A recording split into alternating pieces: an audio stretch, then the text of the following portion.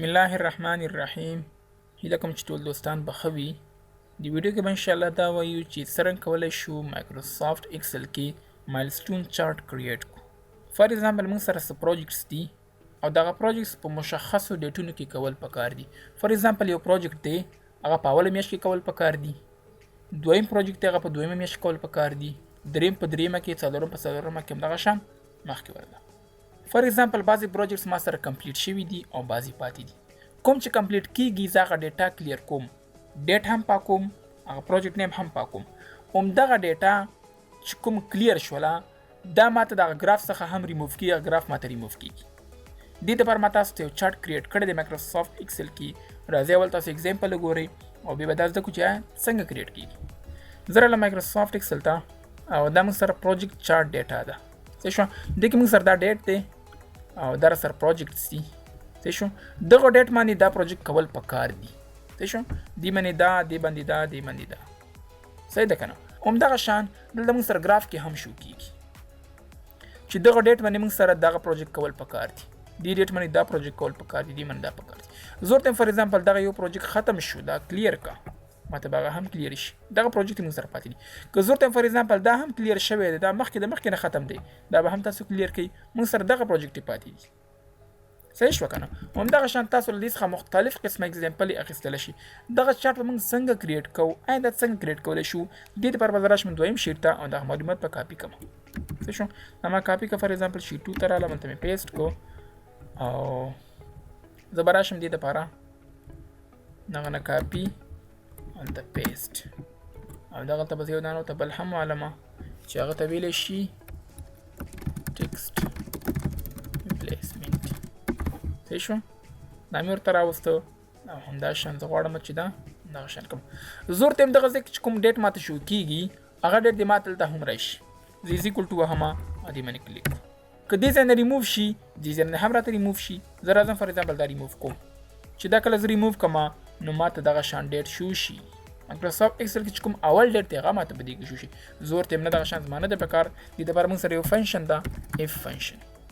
زه ورته یم که چېرته دا یو خانه دا مساوي نه وي د خالي سره، یعنی مطلب ډکه وي، نو ماته هم دغه ډکه خانه راته راکړه. که ډکه نه وي ته شی راته راکړه ډبل کوټس ډبل کوټس انټر. دا زه ریموف کومه بس خالي به راته شو کېږي. همدغه شان ټول دپاره دا راته راکړه. بل موږ سره پروجیکټ دپاره دی. زه از ایکول ټو لیکم اف که چېرته دې کې موږ سره دوه کنډیشنې راتلی شي.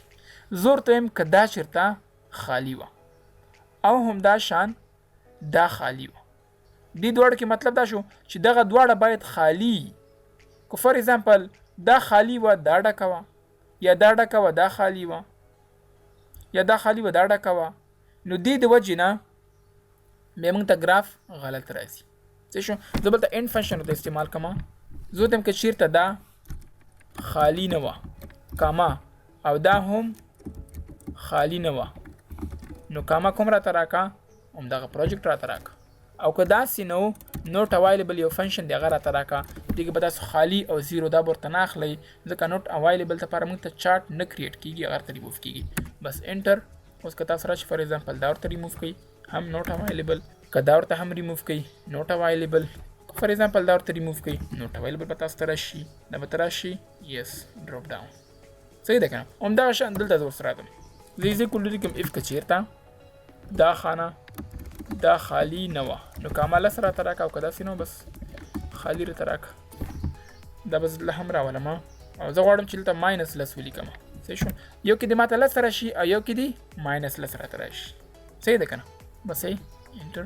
دا ماته په دې شکل باندې راشي.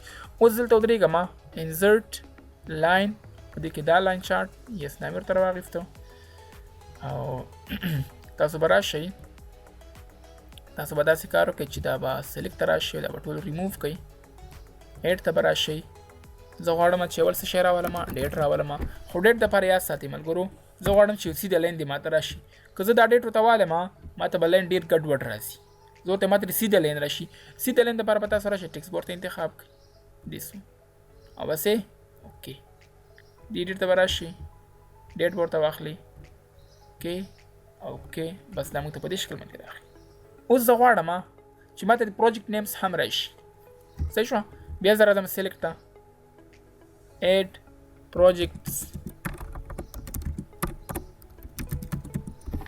صحیح شو پروجیکټ د پاره به زه ورته 10 minus 10 10 minus 10 10 minus 10 زه ورته علم صحیح شو سیریز ویلیو د پاره بیا نیم د پاره به زه دا نیم ورته علم کې مې کلیک کو او کې مې کلیک کو دا موږ ته په دې شکل باندې راغی زه غواړم چې دغه چارټ چینج کړم کلیک یس رایټ کلیک چینج دا سکټر ته چینج کا بیا دې باندې رایټ کلیک فار ایگزامپل فارمټ ډیټا سیریز ته برش خو یاد ساتئ ملګرو دا به تاسو سیکنډري ایکسس ته چینج کوئ کله چې تاسو سیکنډري ایکسس ته چینج کړئ بیا به تاسو هغه ویلیو په ځای باندې نیمز راځي دې اوس نه چینج کوم ښه بیا تاسو وروسته وایم اوس به زه راشم فار ایگزامپل لیوټ ته بارس ته به راشم او په دې کې زه غواړم چې دا ماینس پورې دې ماته راشي شو ماینس والا اوکې مې کلیک کو هلته راته راغلی اوس به زه راشم پرسنټیج ته زه ورته چې پرسنټیج دې ماته 100 راته راشي تاسو وګورئ دا ماته 100% پورې دې راته راغلی صحیح ده که نه رایټ کلیک فار ایگزامپل فارمټ ډیټا سیریز fill ته راځم نو fill border line no line close فار ایگزامپل دا مې هم ډیلیټ کو دې لاین باندې ودرېږم دا هم ډیلیټ دا لاین ته انتخابم فار ایگزامپل رایټ کلیک فارمټ لاین نو لاین مارکر دا یو مارکر فیل سولید فیل دا ورته والما کلوز او ټیکس ته انتخاب کا فار ایگزامپل فارمټ ته براشي دې کې په فار ایگزامپل دا ورته واخلي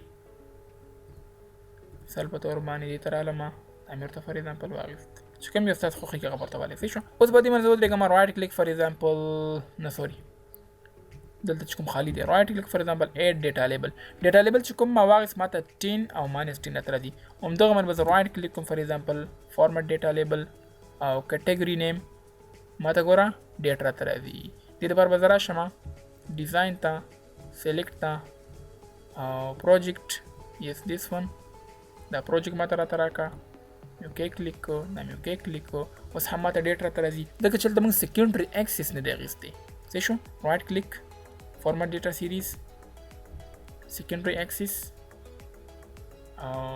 کلوز دې باندې کلیک رایټ کلیک فارمټ ویل نه چکیسته کا دا یس کا دا هر یو بلته برا به راوړي صحیح شو هر یو بل ته برا راولم